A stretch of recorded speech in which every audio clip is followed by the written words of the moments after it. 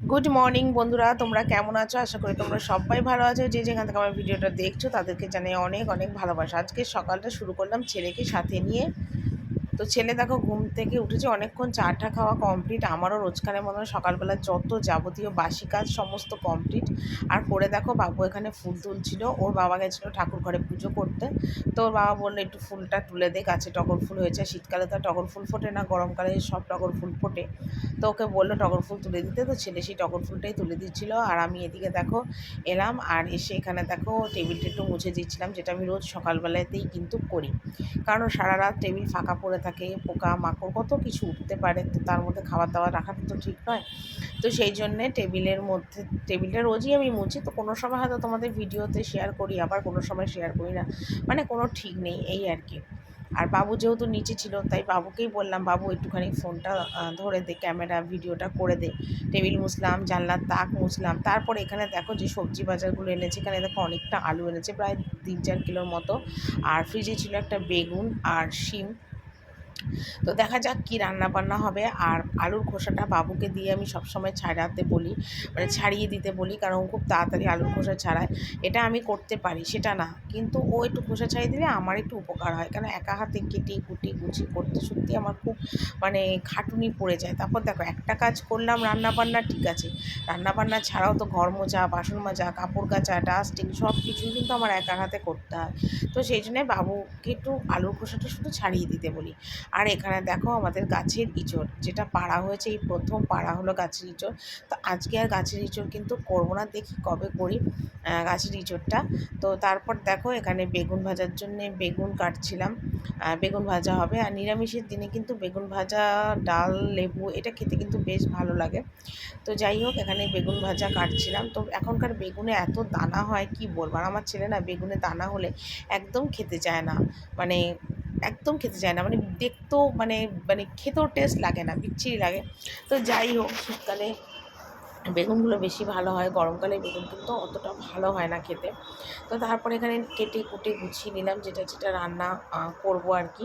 তো এখানে দেখো আলু ভাজা কেটেছিলাম, আলু ভাজা, আর এখানে শিম আলু ভাজা হবে, মানে দুরকম ভাজা হবে আর কি। তো সেগুলো কেটে কুটে গুছিয়ে একদম ধুয়ে নিয়েছিলাম।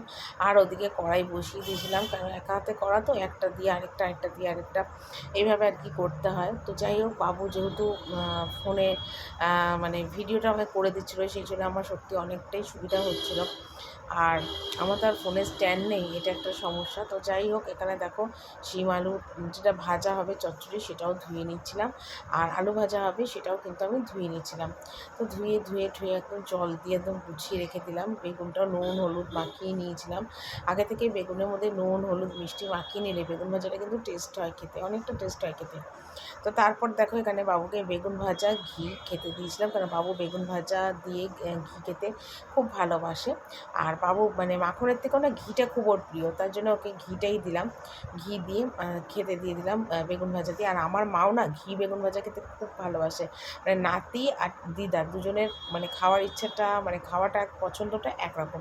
আর এখানে দেখো একটু আলু ভাজছিলাম, তবে এই আলুটা একটু মুচমুচে করে ভাজবো। আমার ছেলে না নরম আলু ভাজা একদম খেতে ভালোবাসে না, এরকম মুচমুচে আলু ভাজাটা খেতে খুব ভালোবাসে।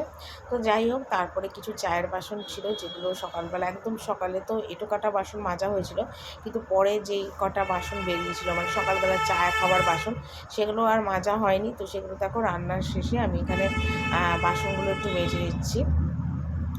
আর বাবু যেহেতু ছিল, তো বাবুরাই বললাম বাবুর ভিডিওটা করে দে। এগুলো প্লেন বাসন, এগুলো আর মাজতে কোনো অতটা অসুবিধে নেই, কারণ এঁটো কাটা বাসন মাজলে আমি আবার সকালবেলা জামা কাপড় ছেড়ে ফেলি, কিন্তু চায়ের বাসন ধুলে আর এঁটো কাটা বাসন আমি করি না।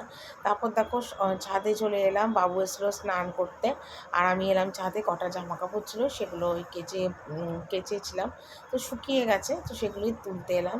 তো বাবুও মানে চানে এলো, আর আমিও এদিকে তুলতে এলাম। তো রোজই বাবু স্নানে গেলে আমি কিন্তু এরকম ছাদে জামা কাপড় তুলি, তারপরে তুলে নিই আর কি, যেগুলো ভেজা সেগুলো আবার মানে এপিট ওপিট করে একটু মেলে দিই। তো যাই হোক সেটাই করি আর কি। আর এখানে যেগুলো কালকে কেচেছিলাম সেগুলো সবটাই শুকিয়ে গেছে, আর সেগুলোই দেখো আমি এখন এখানে তুলে নিচ্ছি। আর চলো রান্নাটা দেখিয়ে দিই। আজকে নিরামিষ রান্না, ভাত আলু সিদ্ধ, এখানে দেখো বেগুন ভাজা, এখানে হয়েছে দেখো মুগের ডাল, এখানে হয়েছে আলু ভাজা, নরম নরম আলু ভাজা, আর এখানে শিম আলুর চচ্চড়ি। ঠিক আছে, নিরামিষ রান্না, এই আমাদের আজকের মেনু।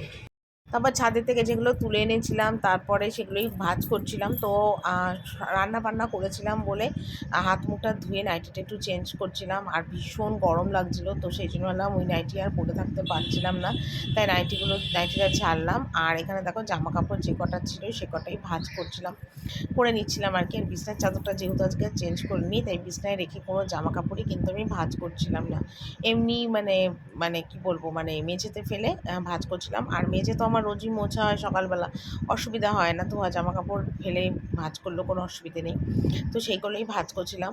তো তারপরে এই করতে করতে দেখো প্রায় বিকেল হয়ে গেল, আর বাবু এখানে বাইরে একটুখানি দাঁড়িয়েছিল, আর আমি একটুখানি ঘরে বসেছিলাম, জানলা দরজাটা একটু খুলে দিয়েছিলাম, ভালো আসলো, হাওয়া আসছিলো, আর আমি ঘরে বসে বসে একটুখানি ফোন ঘাঁটছিলাম। তো দেখি ফোনটা বাবুর নিলাম হাতে, আর নিয়ে দেখি বাবুর এরকম সামনের মধ্যে দেখো বাবুর নিজের ছবিটাই রেখেছে সামনে। তো এই করতে করতে সন্ধে হয়ে গেল, বাবুকে দুধ কেলক্স খেতে দিলাম, বাবুর খাওয়া দাওয়া কমপ্লিট। তারপর তোমাদের দাদাভাই নিয়ে এলো দোকান থেকে, মানে সবজি বাজার টাজার কী সব যেন নিয়ে এসেছিলো। তো বাবুকে বললাম, বাবু আমার হাতে একটা ব্যাগ, তোর হাতে একটা ব্যাগ, তো দুজনে মিলে নিচে যাই। তো নিচে এসে কিন্তু আমাকে বাবু ব্যাগ ট্যাগগুলো সমস্ত নিচে দিয়ে গেল, আর কী কী এনেছে সেটাও তোমাদের দেখাবো।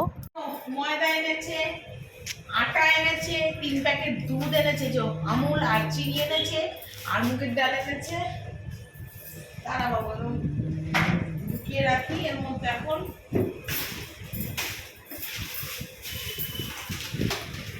আর 1 প্যাকেট দেখো আমার ঘরে নুন রাখা রয়েছে, নুনটা এখানে রাখা রয়েছে,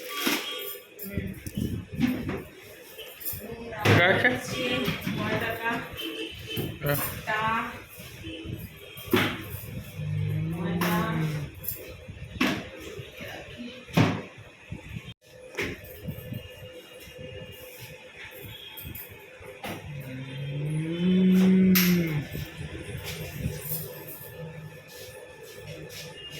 এটা কি?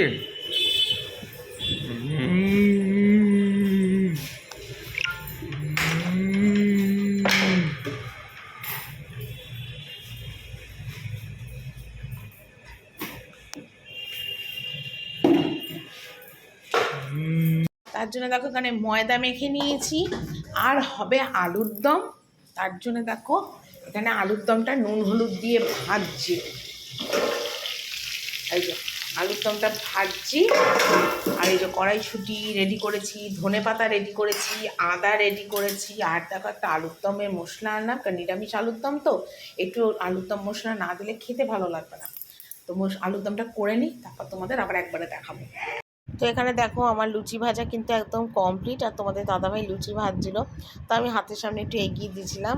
আর আমাদের বাড়িতে এবার মানে মানে টানা 3-4 দিন ভোর এত লুচি হয়েছে, সবাই মানে লুচিটা এতটাই খেতে চাইছে, তো যে জন্য মানে 2 দিন 1 দিন ছাড়া ছাড়াই লুচি হচ্ছে। তো এখানে লুচিটা ভাজা হচ্ছে, আর আলুর দম তো আগেই হয়ে গেছে, কড়াইশুঁটি দিয়ে আলুর দম। তো যাই হোক, আজকে কিন্তু আলুর দমটা খেতে খুব সুন্দর হয়েছিল, আর লুচি আলুর দম খেতে কিন্তু ভীষণ ভালো লাগে। তো তারপরে এখানে লুচি টুচি ভাজা হওয়ার পরে আমি আর ছেলে দুজনে মিলে দেখো এখানে খেতে বসে গেছি। তো আমি না সাথে একটা রুটি নিয়েছিলাম, কারণ আমার না ময়দা রুটি খেতে খুব ভালোবাসে, আর বাবু কিন্তু অনেক আগেই খাওয়া শুরু করে দিয়েছিল, আর আমি সবাইকে খেতে দিয়ে তারপর নিজের খাওয়াটা নিয়ে বসেছি। আর এখানে দেখো 11টা 10 বাজে, আর লুচি আলুর দম যাই হোক খুব ভালো লাগে খেতে। তো চলো আজকে খেতে খেতে ভিডিওটা এখানে শেষ করছি। Good night.